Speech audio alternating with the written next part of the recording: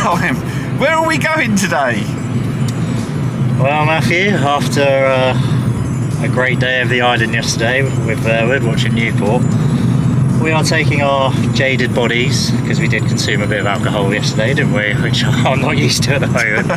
We're actually off to the Wessex League Football Show this afternoon at their studios in Southampton. I think somewhere around the Commons, so very much looking forward to it.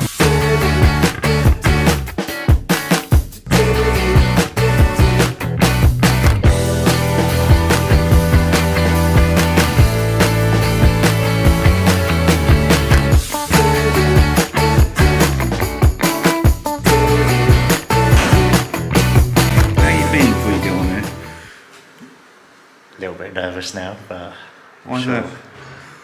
Never done it before, but yeah, we'll see. We're not ex-professionals like you, but no, it'll be alright. It'll be fine once I get going. We'll be good. You do know, like, it's just going to be like one of the vlogs where we can't shut you up. I know, but I can't rely on my looks like I can on my vlog. This is on the radio, you see, so it's a different story. I've actually got to rely on my words.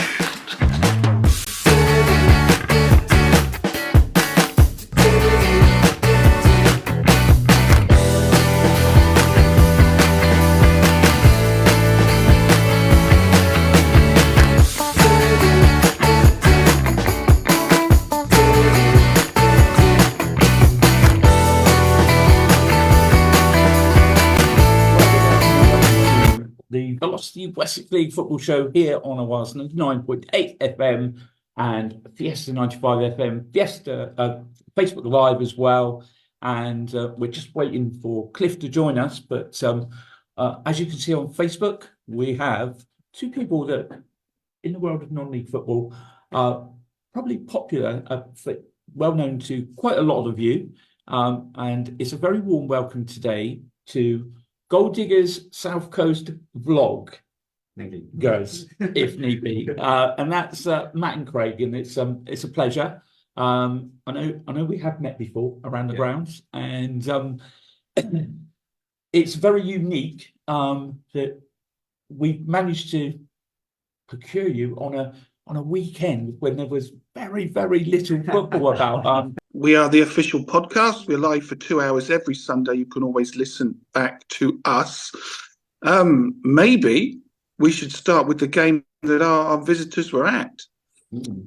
Yeah, I can tell you that the game they went to, Cliff, was Newport Isle of Wight versus Verwood Town. And I understand, guys, you went with the kit man. Is that right? How did that come about? Well, we've been up to Verwood Town before, and Steve the kit man kindly sent us a message on Twitter saying, do you guys want to come across on the minibuses with us? I've filmed the game in the island, so always happy to do new grounds and that. We thought we'll give it a go. No wasn't the right answer.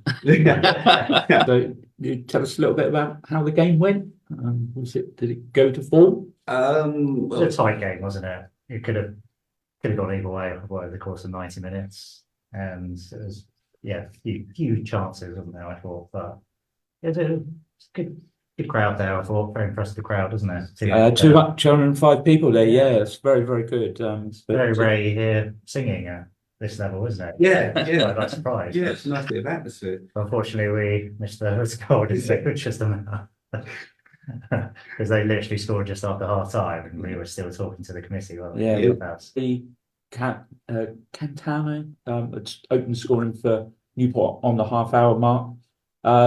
If you want to tell us about the two Newport goals, if you remember them. Yeah, the first goal, Harry Catano, I mean, it's a good finish, but it was literally Verwood had just had a 25-yard shot go wide. Liam Pickman, the goalkeeper, spanked it up the pitch, and a bit of confusion between defence and goalkeeper, and Catano literally just but the second goal was something a little bit special. Yeah, it's a nice moment. It's a nice moment. 16-year-old kid, I think it's Sonny Myram.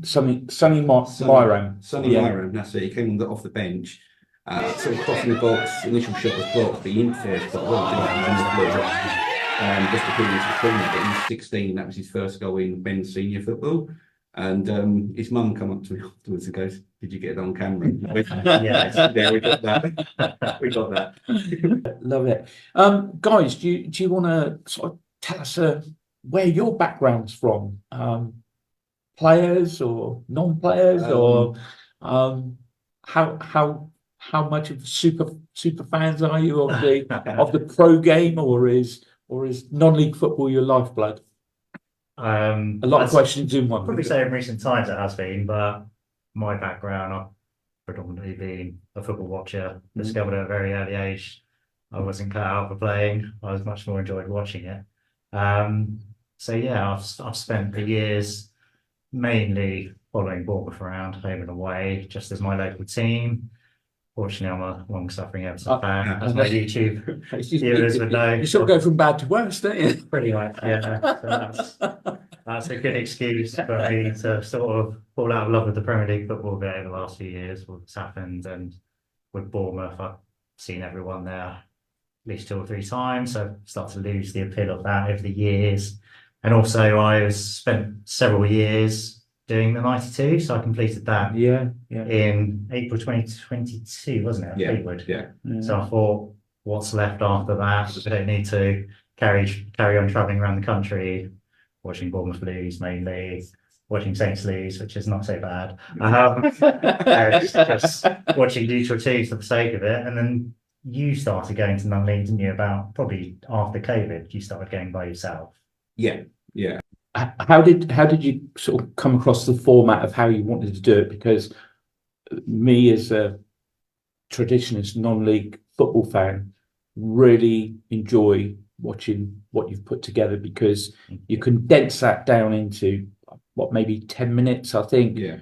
And I've always said, and I think Cliff's exactly the same when he does his commentary. If you're doing commentary on the radio, you've got to paint that picture. What you manage to do in those 10 minutes is tell the person that's watching that vlog of yours exactly what you're going to get if you go to AFC Stoneham, if you go to Baffins Milton Rovers, if you go to Andover New Street, which is really, really great, because you're going to get people that have probably never been to those grounds and wouldn't even know what to expect, you know. So was the format to cover everything as an individual?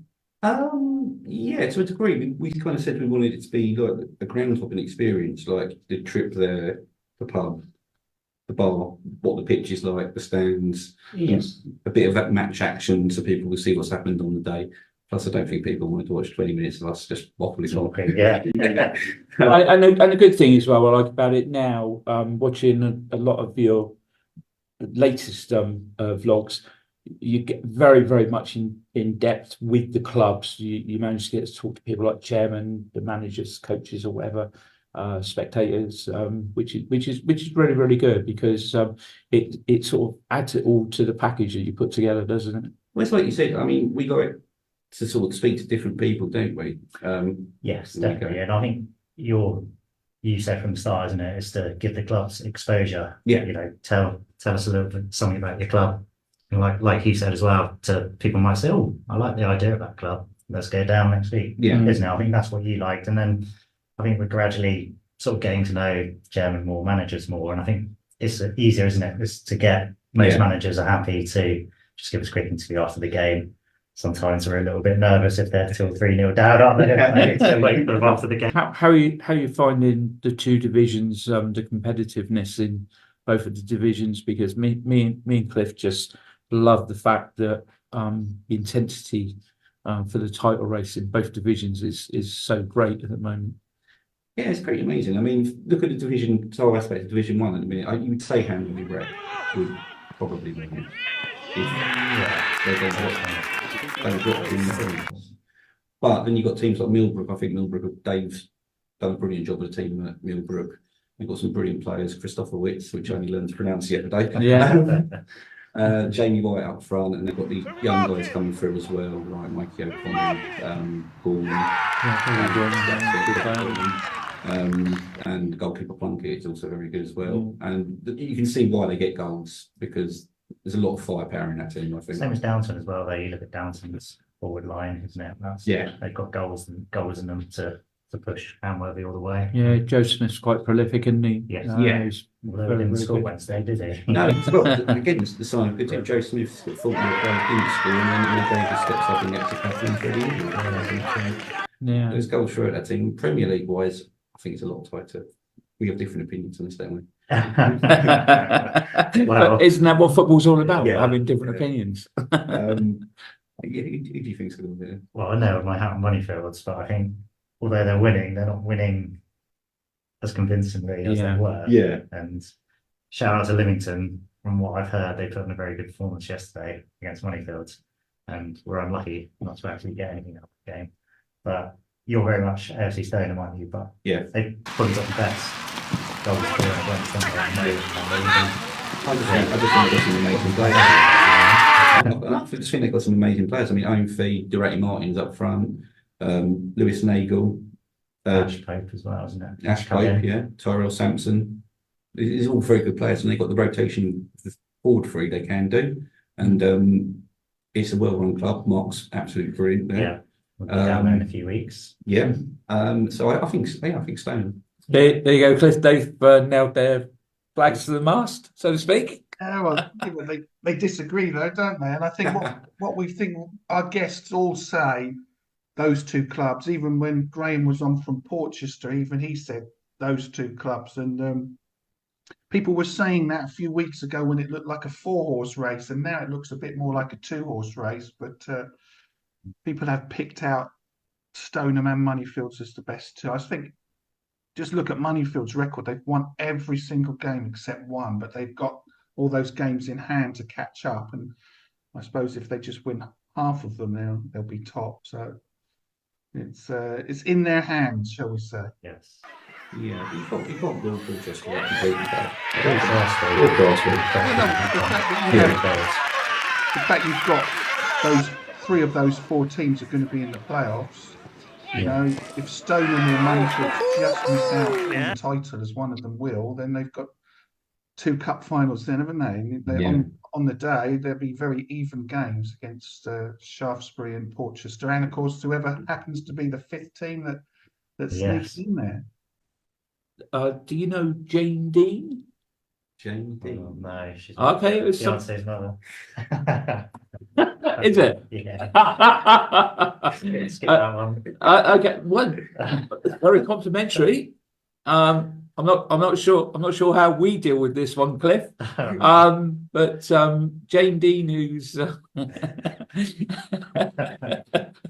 is Craig's fiance's mother, has said, "Give those boys a permanent slot." Sounding great, Matt and Craig. I'm not quite sure where that leaves us, Cliff. Matt and Craig, thanks for all you do in promoting the Wessex League and non-league football.